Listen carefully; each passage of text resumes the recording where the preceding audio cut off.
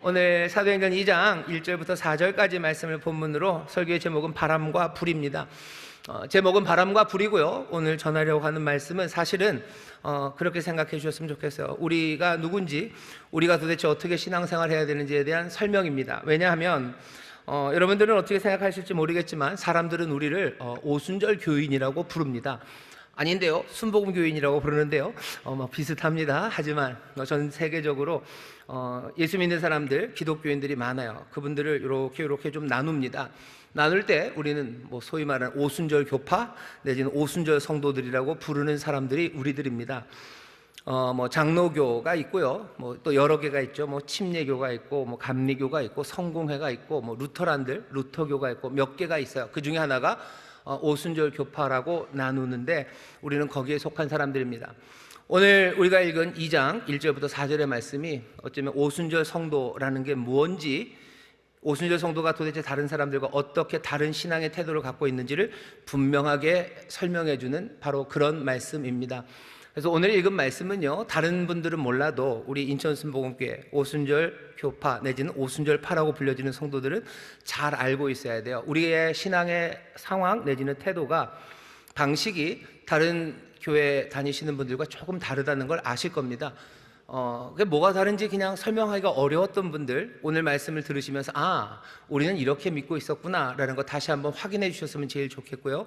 그리고 우리가 믿는 바가 얼마나 아름답고 멋진지 다시 한번 확인하셔서 정말로 함께 신앙생활하는 우리 사랑하는 성도들 더 많이 사랑하시고, 또 우리가 이제껏 걸어왔던 신앙의 길을 더 감사함으로 받으시고, 또 더 뜨겁게 주를 따라 살아가려는 다짐이 있는 그런 성령 강림 주일이 되기를 바라고, 오늘 이 말씀이 그 일을 이루어 주실 줄 믿습니다. 오늘 말씀을 보면요, 성령님이 오순절에 임합니다. 우리는 오순절 성령을 기억하는 사람들이에요. 성령에 관한 말씀들이 성경 여기저기 많습니다. 그래서 소위 말하는 다른 교파에서는요, 다른 방식으로 성령님을 이해하기 시작하는데 우리는 여기서부터 시작합니다. 우리가 알고 있는 성령님은 오순절에 임한 성령님이에요.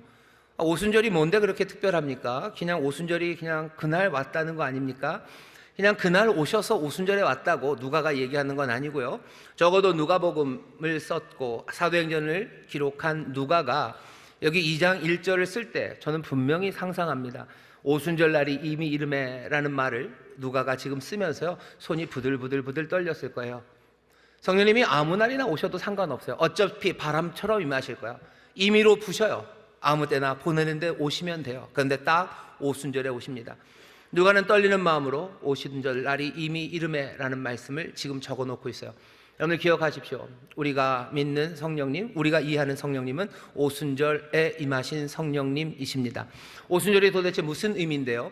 우리에게는 오순절이 그냥 오순절 교회 그냥 여기서 들은 게 처음이겠지만, 적어도 누가복음을 그리고 여기 사도행전을 읽고 있는 유대인들, 그리고 이 현장에 있었던 이 사람들에게 오순절은요, 그냥 명백한 의미가 있는 날입니다.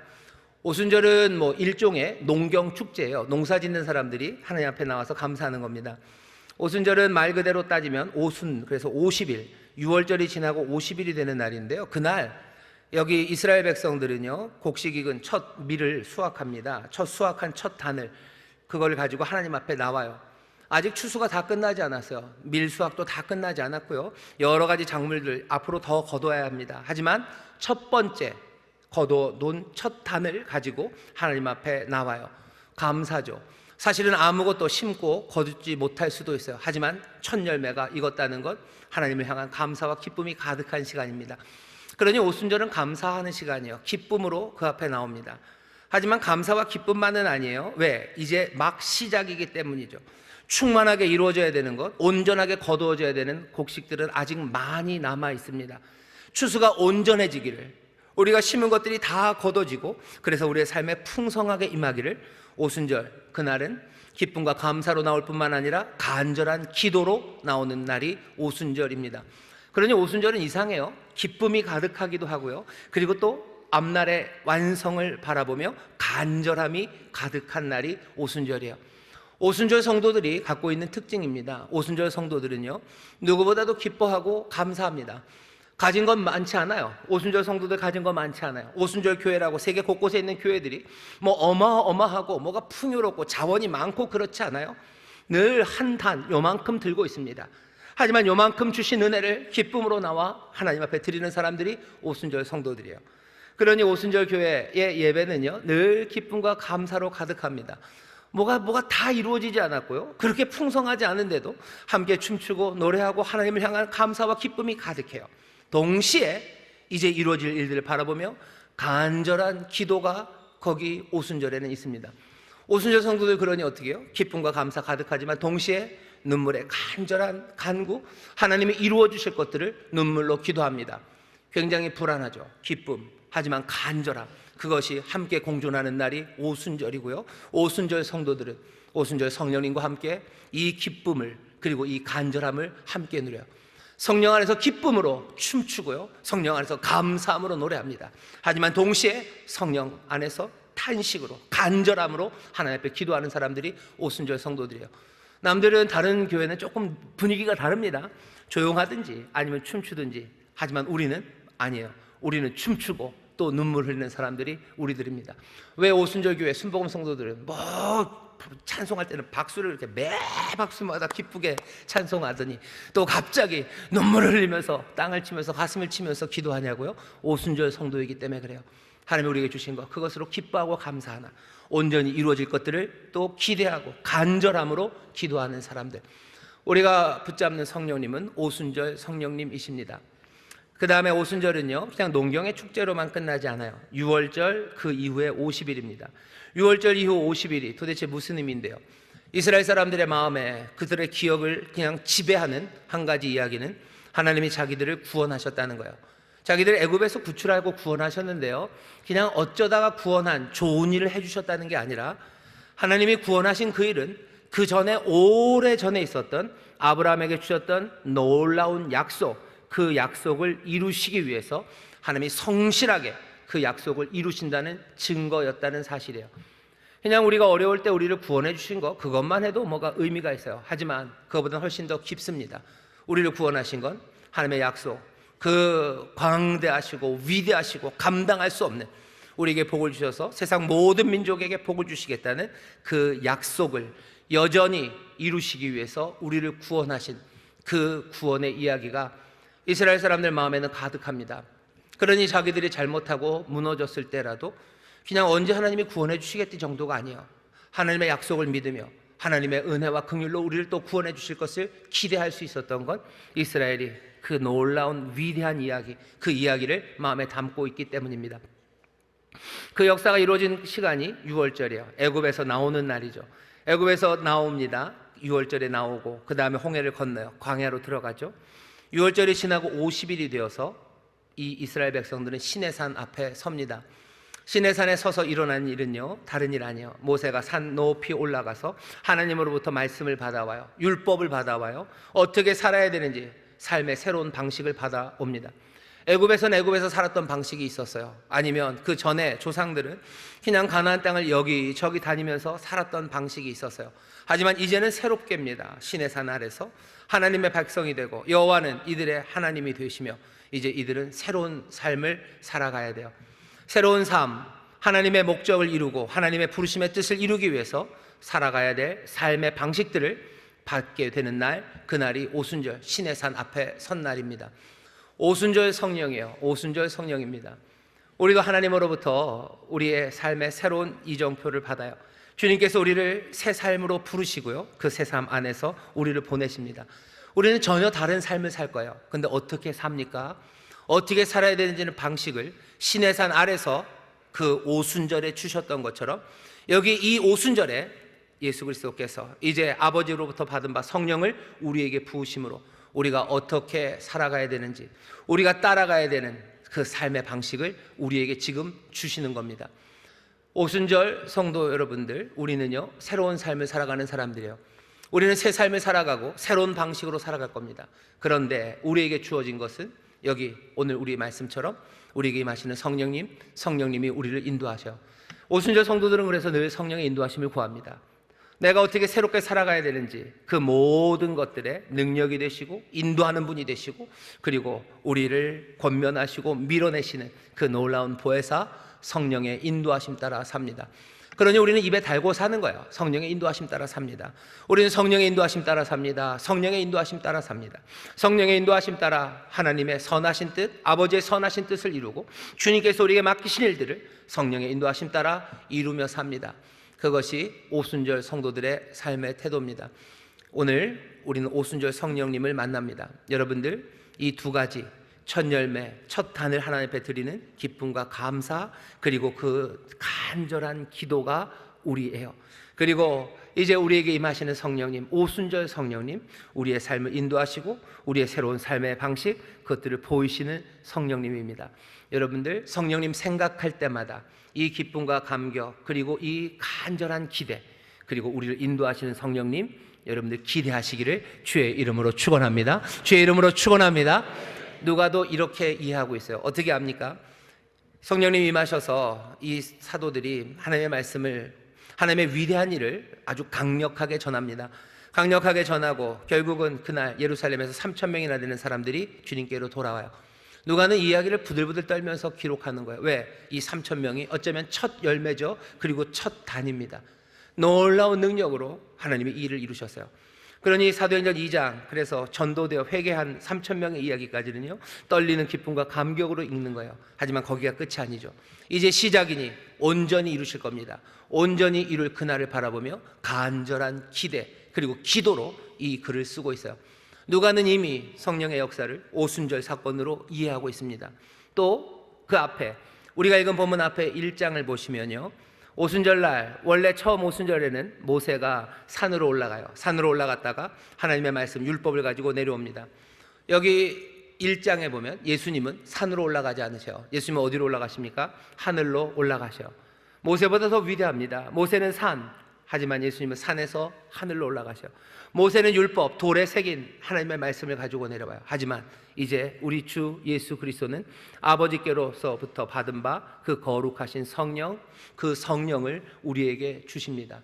이건 전혀 달라요. 하지만 같은 이야기예요. 이스라엘이 모세의 율법을 따라 살아갔던 것처럼 이제 우리는 성령의 인도하심 따라 살아간다는 걸 누가는 알기 때문에요, 오순절이라는 말을 쓰며 손이 부들부들 떨리는 겁니다. 오늘 우리는 성령 강림 주일에 모였어요. 하지만 그 성령 강림 주일이 오순절이었다는 걸 우리에게 떨리는 마음으로 전하는 이 메시지를 여러분들 들으십시오. 우리는 성령님과 함께 살아가는 오순절 교인들입니다. 누구보다도 기뻐하십시오. 많은 것 아니어도 좋아요. 모든 것을 다 가졌기 때문에 기뻐하고 즐거워합니까? 아니요. 첫 열매, 첫 단이면 충분합니다. 여러분, 이 첫 단, 첫 열매가 우리의 손에 주어질 때 여러분 기뻐하고 즐거워하십시오.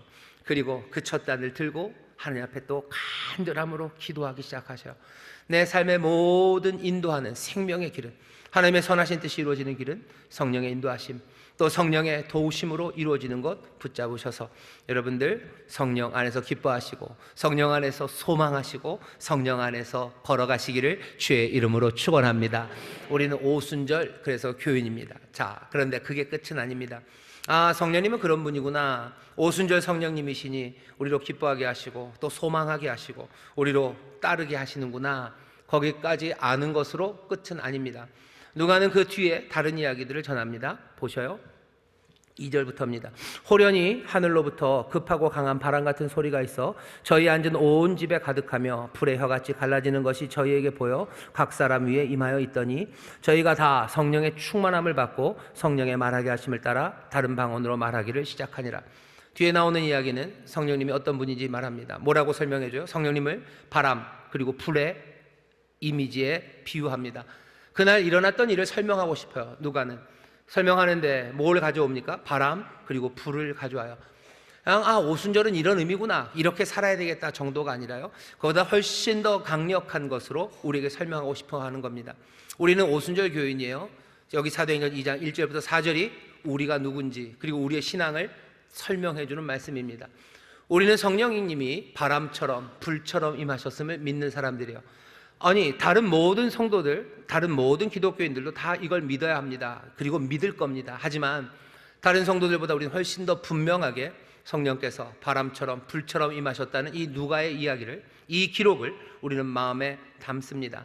옆에 있는 분들에게 얘기해 주세요. 성령님이 바람처럼 불처럼 임하십니다. 성령님 바람처럼 불처럼 임하십니다. 아멘, 아멘.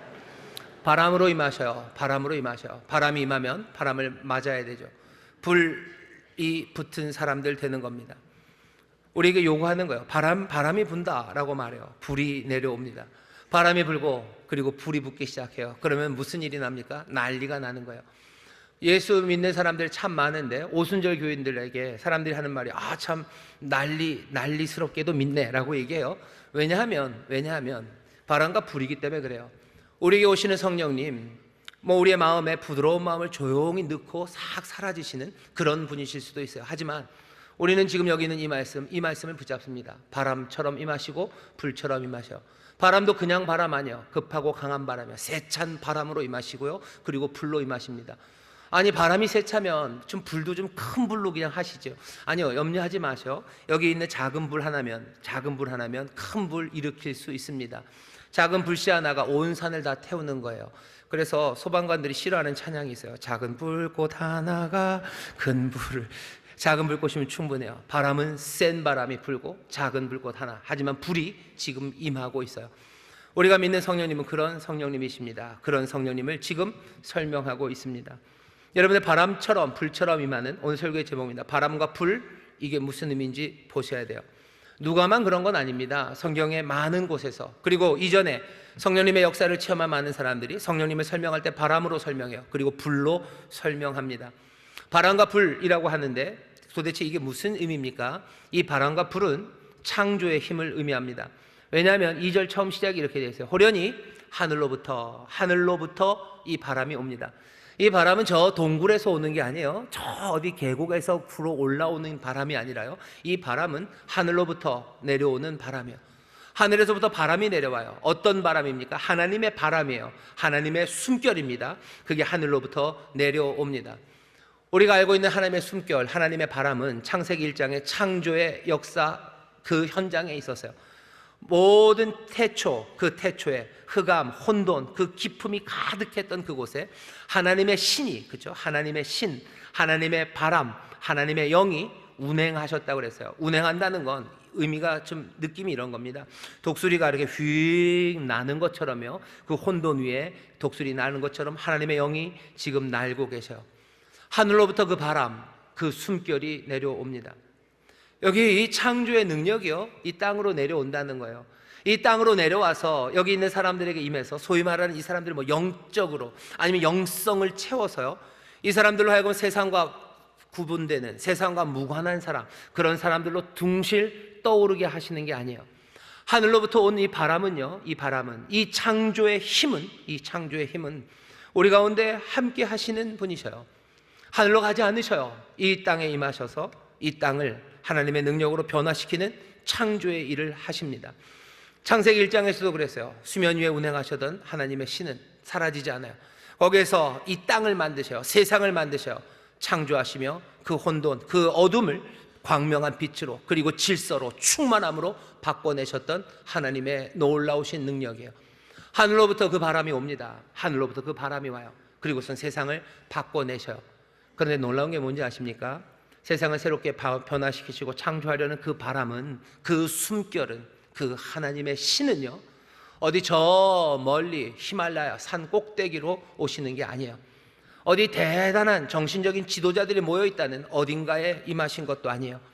그 하나님의 신은 무지개 끝에 임한 것도 아니에요. 아니면 그것도 아니라면 무슨 어마어마한 연구가 진행되고 있는 무슨 연구소에 가는 것도 아니고, 굉장한 정치적인 힘과 군사적인 힘을 갖고 있는 어디 그 정부에 임한 것도 아니에요. 여기 이 세상을 바꾸시는 하나님의 바람, 세상을 새롭게 창조하신 하나님의 바람은 어디 임합니까? 그 집에 임해요. 그 집입니다. 그 집, 그 사람들에게 임해요. 그 집은 예루살렘 마가의 다락방이라는 조그만 집, 거기 120명 정도의 사람이 모여 있는 그들에게 세상을 바꾸시는 하나님의 바람이 거기에 임합니다. 바람처럼 불처럼 성령님이 임하셔요. 어디 임하셔요? 창조의 힘이, 세상을 바꿔내는 능력이 어디 임합니까? 예루살렘, 그 예수를 따르는, 이 예수님 따르는 어쩌면 아직도 뭔가 제대로 이해하지 못하고 연약하고 어쩌면 눈치 봐야 되고 별것 아니라고 생각하는 그 사람들이 모여있는 그곳, 그들의 몸과 생각과 마음과 삶이 함께 있는 바로 거기 하나님의 영, 그 바람처럼 하늘로부터 그곳에 임합니다. 세상을 누가 바꿔내는지에 대한 이야기예요. 하나님이 세상을 새롭게 만드시는 이야기가 어디서부터 시작되는지에 관한 이야기예요. 여러분들 세상을 누가 바꿀 것 같으세요?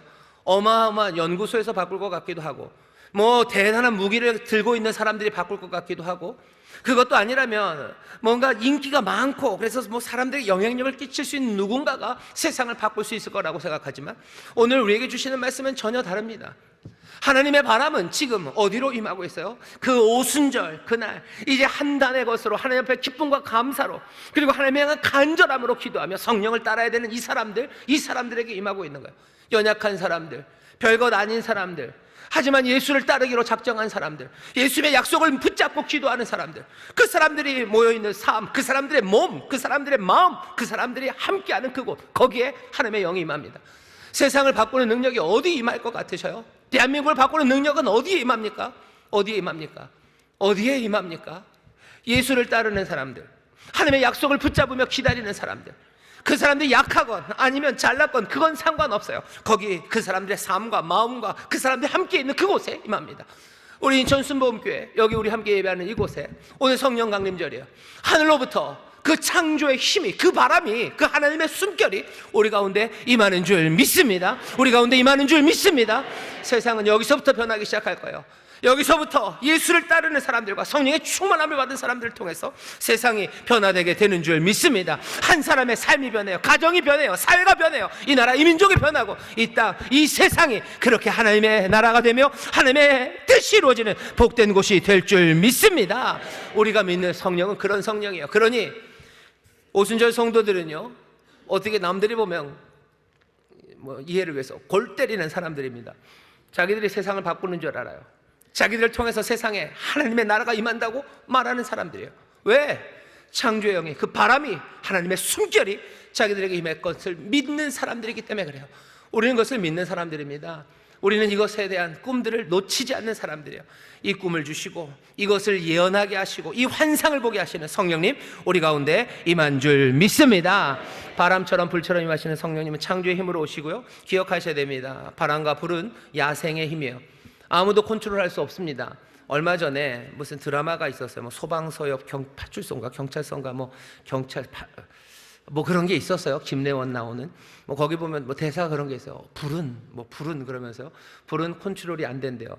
방화가, 이 나쁜 얘기인데, 불 지르는 방화범이 뭐 행복해하는 건요, 자기가 컨트롤할 수 없대요. 불은 내가 지르지만 불이 어디로 갈 수 있는지는 아무도 모른대요. 그냥 갑니다. 성령은 바람과 불입니다. 바람이 임의로 부는 것처럼 불도 임의로 퍼져나가기 시작해요. 어디로 갈지 모릅니다. 야생의 힘이라는 것, 길들여지지 않는 힘이에요. 여러분들 성령님 임할 때 소란스럽습니다. 강한 바람 불고 마구 불은 타 들어가기 시작합니다. 사람들은 뭔가 조용하게 성령님께서 절제된 상황에서 뭔가 역사하시기를 기다려요. 그리고 이렇게 바람처럼 불처럼 임하시는 성령님의 경우에는 약간은 일반적이지 않은 특수한 예외적인 상황이라고 말하고 싶어 합니다. 반대의 사람들도 있어요. 바람과 불, 이런 뜨겁고, 그렇죠? 제어되지 않는 이런 일들이 없다면 이건 뭔가 부족한 사람들, 아니면 결핍된 것이라고 말하기도 합니다. 그래서 이 갈등이 분명히 있어요. 하지만 분명한 건 바람과 불이 야생의 힘이라는 건 분명합니다. 그리고 누가가 여기서 말하고 싶어 하는 것도 사실은 분명합니다. 이 제어되지 않는 이 힘이 새 일을 이루기 시작하는 거예요. 세찬 바람이 불어서 이제 머물러 있던 배, 아니면 머물러 있던 함대를 바다로 띄우기 시작하는 거고, 작은 불꽃 하나가 큰 불을 만들어 가는 것, 그걸 지금 말하고 싶어 해요. 왜 그렇죠?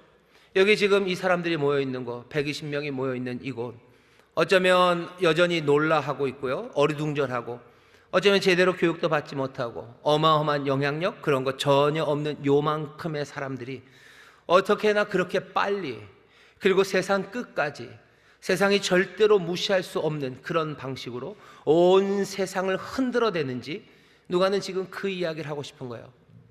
로마의 온 세계가 흔들흔들합니다. 왜? 총독 앞에 바울이 가요. 우리 금요철에 때 계속 총독 앞에, 유다의 왕 앞에, 결국은 로마의 황제 앞에 온 에베소 성을 막 흔들어 대고요, 아데미 신전을 흔들어 대고요, 가는 곳마다 귀신들 쫓겨나가고, 뭐 사람들은 마술책들 불태우기 시작하고, 삶이 변하기 시작하고, 옥터가 흔들리고, 이 이야기를 하고 싶은 거예요. 분명한 거예요. 이거 가지고 뭐 시끄럽네 안 시끄럽네 그거 싸우라고 하는 거 아니죠. 바람과 불이 지금 역사에서 정말로 보잘것없는 이 사람들을 통해서 어떻게 세상을 흔들어내는가, 그걸 보여주고 싶어 하는 겁니다. 성령님 바람과 불처럼 임하셔요. 분명한 건 뭡니까? 바람과 불이 그 세찬 소리와 진동으로, 그리고 감당할 수 없는 능력으로 퍼져나가듯이 우리 하나님의 사람들이, 보잘것없고 능력없고 남들 볼 때 별것 아닌 것 같은 이 사람들이 세상에 하나님의 뜻을 이루기 위해서, 세상을 새롭게 하나님의 뜻에 합당하게 만들어 나가기 위해서 어떻게 흔들어 내가는지, 그것들을 우리에게 보여주려고 하는 거예요. 예수 믿는 사람들 많아요. 특별히 오늘 오순절 성도들이, 우리 인천 순목회 성도 여러분들, 오늘 이 말씀을 들으며 여러분들 이 말세, 이 마지막 날에 꿈들을 꾸셔야 돼요. 별것 아닌 우리들에게 바람처럼 불처럼 성령님이 임하시면 이 일로 인하여 세상이 흔들릴 것에 대해서, 감당할 수 없는 능력으로 하나님의 뜻이 이루어질 것에 대해서 여러분들 꿈꾸시고, 여러분들 그 환상을, 그리고 그 놀라운 약속을 말하기 시작하시기를 주의 이름으로 축원합니다. 성령 바람과 불처럼 임하셔. 야생의 힘입니다. 누가 이 힘을 막습니까? 누가 이것을 제어합니까? 세상은 흔들리고, 세상은 이 소리로 가득하게 되고, 세상은 이 불을 감당하지 못할 줄 믿습니다. 세상을 바꿔나가는 능력이에요. 세상은 어디 있습니까? 어디 저기 멀리? 우리 미국 얘기하는 거야? 러시아 얘기하는 거야? 북한 얘기하는 거야? 아니, 미국, 러시아, 북한, 아니면 저 아프리카, 남아메리카, 어디든 상관없어요. 그리고 또 어디도요, 내 삶의 자리예요. 내 삶을 흔들어대기 시작하는 거예요. 우리의 가정을 흔들어대기 시작해요. 우리 구역, 우리 교회를 하나님께서 흔들어대기 시작하실 때, 바람처럼 불처럼 임하시는 성령님께서 하나님의 선하신 뜻, 정말로 주님이 이루시려는 놀라운 구원의 완성을 위하여 세상을 흔들리는, 세상을 흔들고 불붙게 하시는 그 귀하신 능력인 줄 믿습니다. 성령 바람과 불처럼 임하셔.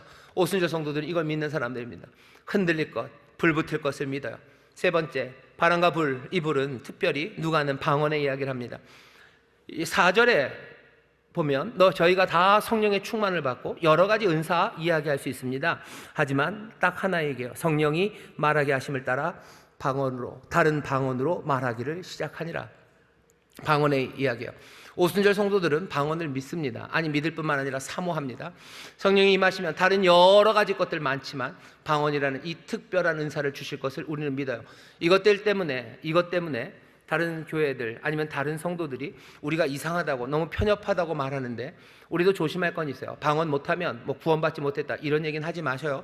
왜? 여기 이 다락방에 모여서 아직 바람처럼 불처럼 임하신 성령의 말하게 하심을 따라 말하지 않았던 시절에, 그 시간, 성령이 임하기 하루 전 이 사람들은 구원 못 받은 사람이, 그건 아니에요. 예수를 따르고 예수님 따르고 말씀 따라 살아갔던 하나님의 백성님이 분명합니다. 그러니 방언 못한다고 구원 못 받았다, 그런 얘기는 하지 마셔. 그런 얘기하면 그건 오순절 성도는 아닙니다. 1절부터 4절에 그런 식으로 얘기하지 않아요. 오순절 성도는 뭐라고 얘기합니까? 이렇게 얘기합니다. 바람과 불처럼 임하신 성령께서 우리 가운데 그냥 그렇게만 얘기하시면 돼요. 성령이 말하게 하심을 따라 방언으로 말하게 하십니다. 그렇게만 말하면 돼요. 팩트는 이렇습니다. 지난 2100년간 기독교가 이 땅에 있었는데요, 방언이 많이 말해졌던 때는 초대교회, 그리고 지난 한 120년간이요 20세기가 들면서 특별히 방언이 많아진 거 사실입니다. 그 중간에 방언이 좀 희미했던 것, 그것도 사실이에요. 있긴 있었어요. 하지만 희미합니다. 그게 사실이죠. 그 사실을 놓고서 어떤 사람들은 20세기 들어서 뭔가 이상해졌다고 얘기하는데, 그렇게 이야기할 건 아닙니다. 왜냐하면 신약성경이 방언의 중요성에 대해서 이야기해요. 오늘 여기도 그렇고 바울도 그렇고 계속해서 방언에 대한 이야기를, 방언이 얼마나 선하고 그리고 우리에게 유익이 되는지를 계속해서 얘기합니다. 또 교회에서 방언하는 사람들이 방언이 얼마나 유용한지를 분명히 말해줍니다.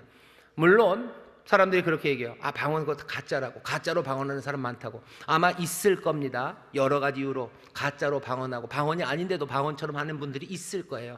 하지만 가짜로 방언하는 사람들이 있다고 해서 방언이 없다고 말하는 건, 그건 논리적인 비약이 너무 심해요. 맛없는 짜장면이 있죠. 진짜 맛없는 짜장면이 있습니다. 그렇다고 해서 짜장면이 맛없다고 얘기하면 안 되는 거예요. 아니 더 나아가서 세상에 짜장면은 없다 그렇게 말할 수는 없는 거죠.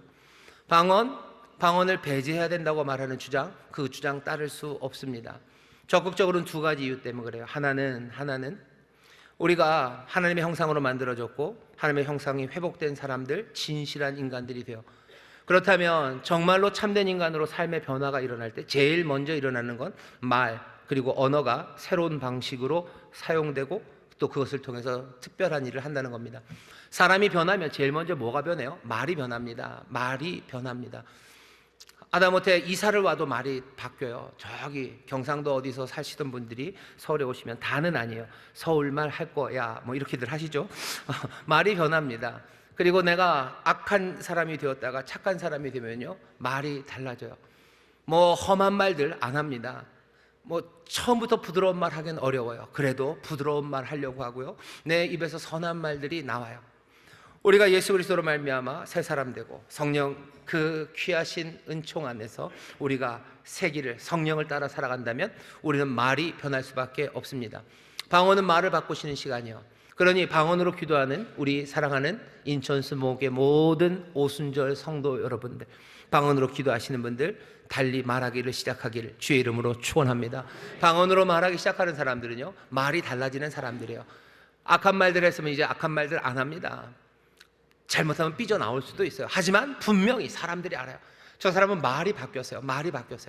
늘 이상한 이야기들, 어쩌면 음탕한 이야기들 하는 거 좋아하고 킥킥거리는 사람들 더 이상 그런 말 안 합니다. 남의 말하고 비난하고 뭔가 정죄하는 말 하던 사람들 이제 더 이상 그런 말 안 해요. 절망의 말들, 사람들 뭐 해코지 하려는 말들, 사람들 마음에 그냥 비수를 꽂아 넣었던 그런 말들, 그 말들 변하기 시작하는 거, 하나님께서 우리를 새롭게 만드셨고 예수 그리스도의 형상으로 만드셨기 때문에 그래요. 예수 그리스도처럼 말하기 시작해요. 주님처럼 말하기 시작합니다. 방언, 사모하십시오. 방언은 말이 달라졌다는 거, 성령이 말하게 하심을 따라 말하기 시작했다는 증거입니다. 방언하시는 분들, 그러니 어떻게 하시면 돼요? 여러분들의 말이 변하기 시작할 때, 오순절 성도들의 말이 변하기 시작할 때 우리의 방언에 대해서 사람들은 더 이상 아무 말 하지 못할 겁니다. 성령이 말하게 하심을 따라 알아들을 수 없는 말들을 하기도 하고, 성령의 말하게 하심을 따라 우리는 전에 했던 말들 버리고 새로운 말, 하나님이 기뻐하시는 말, 주님이 기뻐하시는 그런 말들 하기 시작합니다. 여러분들 방언의 은사 사모하시기를 주의 이름으로 축원합니다. 방언으로 기도하시기를 주의 이름으로 축원합니다. 우리의 말이 달라지시기를 주의 이름으로 축원합니다. 우리 오순절 성도들은 그런 사람들이에요. 그러니 사람들이 그 특징을 압니다. 오순절 성도들은 어떻게 말해요? 늘 긍정적인 말들 해요. 늘 할 수 있다는 얘기를 해요. 할 수 있게 뭘 할 수 있어? 아니, 할 수 있어요. 왜? 말이 달라. 성령의 말하게 하심을 따라 말하는 거예요. 바람과 불처럼 임하신 성령님 우리에게 임하시니 누가 봐도 할 수 없었던 일들, 하지만 우리는 할 수 있다고 말합니다. 누가 봐도 주의 도우심이 없을 것 같아도 아니, 주님이 도우신다고 말하는 거예요. 성령이 말하게 하심을 따라 말하는 사람들, 그 사람들이 오순절 성도들입니다. 여러분, 우리의 말을 성령의 말하게 하심을 따라, 정말로 어쩌면 나도 알아들을 수 없는 말이 방언인 것처럼 내가 성령의 말하게 하심을 따라 달라진 나의 말을, 사실은 나도 알아들을 수 없는 그 말을, 하지만 성령의 도우심으로 인도하심으로 여러분들 말하기 시작하시기를 주의 이름으로 축원합니다. 여러분들의 하나님의 소망을 말하셔요. 내 가정에 주시는 하나님의 변화를 말하기 시작하셔요. 내게 주시는 능력에 대해서, 나를 인도하심에 대해서 내가 말하기 시작하는 것, 내가 이해할 수 없는 말입니다. 꼭 이것만 이해 못합니까? 나는 정말로 정직하게 살겠다, 이거 내가 이해하지 없는 말이에요. 내 말일 수 없어요. 그런데 그 말들이 내 입에서 나오는 거, 성령이 말하게 하심을 따라 말하는 거야.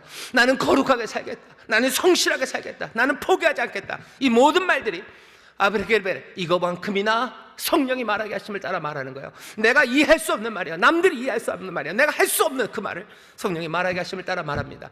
오순절 사람들 방언으로 기도할 뿐만 아니라 할 수 없었던 말을 성령의 말하게 하심을 따라 말하는 사람들, 그것이 우리가 갖고 있는 신앙의 특징입니다. 여러분들 방언으로 말하시기를 주의 이름으로 축원합니다. 주의 이름으로 축원합니다. 또 왜 방언으로 말해야 되는 줄 아세요? 언어라는 것이, 언어가 모든 것들을 담을 수 없어요. 언어는 우리가 만든 겁니다. 뭔가 정리하고 통제하기 위해서 모든 가지들을 쳐내고 만들어 놓은 게 언어예요. 우리가 하나님에 관하여, 하나님에 대하여, 내가 하나님을 향하여 말할 때 우리 언어 안에 다 담겨질 리가 없습니다. 이 부족한 언어로 우리에게 전달하시려 하나님이 이 언어를 사용하시나 여전히 그건 넘어 말할 수밖에 없는 것들이 많아요. 우리는 말씀이신 예수 그리스도, 말씀이신 그 아들의 증인으로 섰어요. 하지만 그 말씀을 우리 언어에 다 담을 수 없습니다. 그러니 우리는 때로는 방언으로 기도할 수밖에 없는 사람들입니다. 방언으로 기도하십시오. 방언으로 기도하는 것에 대해서 두려워하지 마십시오. 모든 사람이 다 방언하기를 바랐던 그 바울처럼 우리도 방언으로 기도하며 나가는 우리 모두가 되시기를 주의 이름으로 축원합니다. 바람처럼 불처럼 임하셔서 우리로 방언으로 기도하게 하셔요. 자, 마지막입니다. 그러면 성령님은 그렇게 임하셨는데 이제 어떻게 합니까? 여러분들 성령을 받으시기를 주의 이름으로 축원합니다. 이건 제가 하는 말이 아니에요. 예수님이 하시는 말이에요. 요한복음입니다. 사도행전에서 한 장만 넘기면 요한복음 20장이 나올 겁니다. 거기 보면 예수님이 그러셔요. 성령을 받으라. 성령은 임하셨어요. 그 다음에 어떻게 성령 받으랍니다. 요한복음 20장 22절입니다. 성령을 받으라고 하시는데 여러분들 예수님 무슨 옥장판 팔러 오신 분 아니에요. 뭐 좋은 것 있는데 한번 써보시겠수 하고 오셔서 은근히 성령을 내미는 분이 아닙니다. 성령은 분명히 선하신 분이에요. 근데 왜 예수님이 성령을 받으라고 하십니까? 누구에게? 부활하신 예수님이 성령을 받으라라고 말한 사람들은 예수님의 제자들입니다. 아무한테나 가서 성령 받으라 하지 않으셨어요. 예수님의 제자들이에요. 어떤 제자들입니까? 두려워해서 문을 꼭꼭 걸어 잠그고 있는 예수의 제자들, 그들에게 가셔서 성령을 받으라고 하셔요. 예수님은 교회를 향해서, 예수님을 따르는 그 성도들을 향해서 성령을 받으라고 얘기하십니다. 어떤 성도들? 두려워 떨고 있는 사람들. 왜 두려워 떨어요? 그냥 세상이 무서워서? 아니요, 세상이 무서워서 떨고 있는 것만은 아닙니다.